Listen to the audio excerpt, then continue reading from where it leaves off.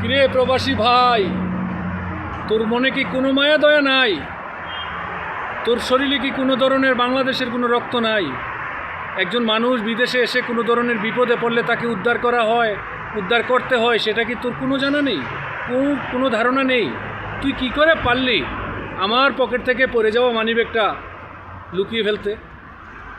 তোর ধর্মে কিভাবে কুলাইলো যে একটা প্রবাসী ভাই, একটা প্রবাসী হয়ে একজন প্রবাসী ভাইকে এত বড় ক্ষতি করা, বা তার ক্ষতি হচ্ছে তুই দেখেও চোখ বন্ধ করে রাখা? এটা কি তুই ভালো মানুষ? তুই কি ভালো মানুষের পরিচয় দিলি?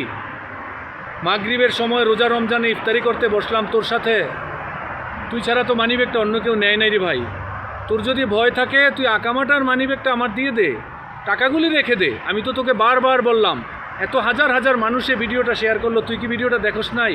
আর যদি নাও দেখে থাকিস ভাই, তোর কাছে আমার অনুরোধ রইল, একজন প্রবাসী হওয়ার নাতে তুই আমার মানিব্যাগটা দিয়ে দিস, আকামাটা সহ।